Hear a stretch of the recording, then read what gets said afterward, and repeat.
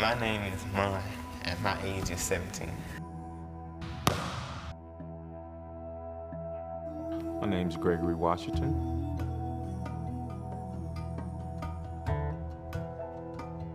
I came to Atlanta 3 weeks ago today. While the economy, the culture, the political environment changes, one of the things that is very constant is the hood.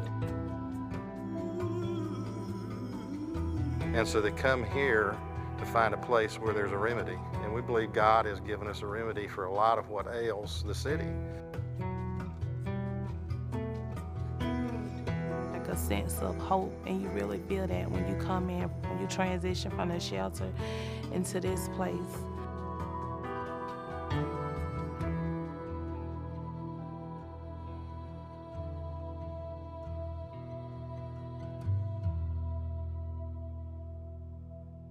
Crime has always been high here. Poverty has always been high here.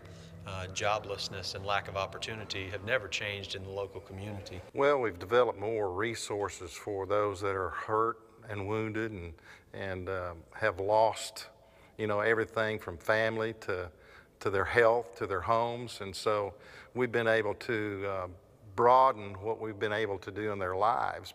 Well, I was pursuing going to school, and in the midst of my school decision, I decided to traffic cocaine from Florida to here to Georgia. Came here when I was 7. It was just another place to me. We had went on a trip called Jesus Jam, and I got saved. I had really wanted to get away from all the bad negativity stuff, because I didn't want to go down the road my brother then went down. So Little by little, I said, I do this on the weekend to get extra money. And, you know, then I made that full commitment to say, hey, when I'm going to Atlanta, here it is, I'm going to be my own man. And I just made the wrong decision just to pursue my criminal life to the fullest. I guess it started when I was a little girl. I was back on a reservation and I was working out in the fields. And I came on top of this hill and I kept feeling like somebody was pulling my spirit. I couldn't explain it. It was almost like it was just pulling me this direction. And one day I just stood there when my kids got older. I said, that's it. I'm going to follow this. I had got married when I was 16 on a reservation from another Native American. And we got married. I finished school, started our family. We moved into Minnesota so I can go to college. We bought a place there and we raised the kids there for over 20 years. Everything kind of came to an end, well, less than 20 years, and it kind of came to an end, so that's how I ended up down here. I tried to stay away from here. I really did. But God closed doors that brought me right back to Atlanta. Well, I was a typical soccer mom for about 5 years. I lived in the house. I thought I had a good life, but then things started changing between me and my husband. It was getting more abusive, and especially with my oldest son. I knew a storm was coming, but I really couldn't explain what it was going to be. But I knew a change was going to happen in our lives soon. Many times there are solutions that are formulated from outside the community for the community that don't have an understanding of the situation on the street here.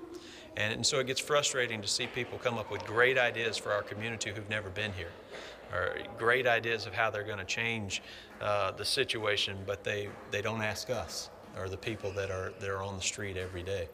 I remember one night we were going out to feed, and I was the only one that was here. And I was getting ready to face 150 homeless people on the street. And I'm driving down the road, fussing with the Lord about why didn't anybody show up, you know, and I'm kind of pounding on the steering wheel. And I had this thought come to me. Who are you doing this for, and why are you doing it? I said, oh, okay, I got it. I got church friends, then I got like friends where I live at. All of my friends where I live at, like, yeah, none of them ain't doing good. Living in the neighborhood where I live at, it's a lot of drugs and stuff. So, like, yeah, I'll be up here. I'm all right up here, but I have to go back to my neighborhood. Hard. Now I know what this place has to offer. I believe it's restoration on me and my family and my spirit, and that like I said, my children will come. my grandchildren. Something happened to me, and I really knew I was in the right place. I was in one of the, I went to the Wednesday feed, and I was in the line and, serving the guys. And this guy walked up and said, "Hey, G, that's you." And after he walked up, like several more guys walked up and said, "Hey, man, that's you." And I was like, "Yeah, this me, man. This, I've been hanging out at this place." And one guy made a comment. He said, "Man, if you can change, anybody can change." And I was like, yeah, it can. There's been a lot of successes as far as the programs. We've seen a lot of success in what we're able to offer. But the greatest success, of course, is when people's lives are transformed. I think part of my redemption started there. I said, okay, I see what you're doing now. You're taking me back to the community. You didn't wash me up, clean me up. And the City Refuge has really been that push for me back into this community, because I'm gonna be honest with you, I was afraid. I was afraid, it's kind of easy to pick up old habits. A woman, when you got your own thing, you got your, your downy going, you're baking your cakes, you never think of being homeless. Then once you hit homelessness, you're like, wow, now I have to go here, I gotta do this. I don't have the feeling that I'm gonna be here very long, I guess it depends on each of us, how worn down we are. Some women did give up. I believe that some of us come in to try to encourage them to get them back up. Every mother in here wants the most for her kids. Even with the single women, a lot of them have kids that they're not currently with. And the drive is to do the best, so that you can lay down a better foundation for your children and their children's children. So it's about making a difference in our kids' life and the generation that comes after them. I think if I don't go to the NBA, I'm gonna come back here and serve. Because I really want to change the world, really. I know I can't do it by myself, but I try.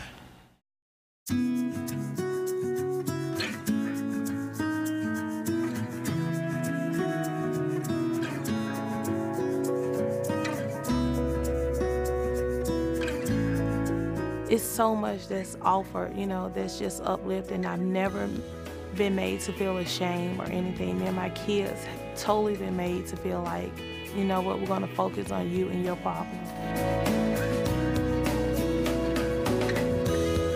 One day I will have an opportunity to speak to young men in this community and tell them we have to get back into the household. We got to take on our roles of responsibility as men. My mom used to talk to me every day, like, stay out the streets and do good with your life.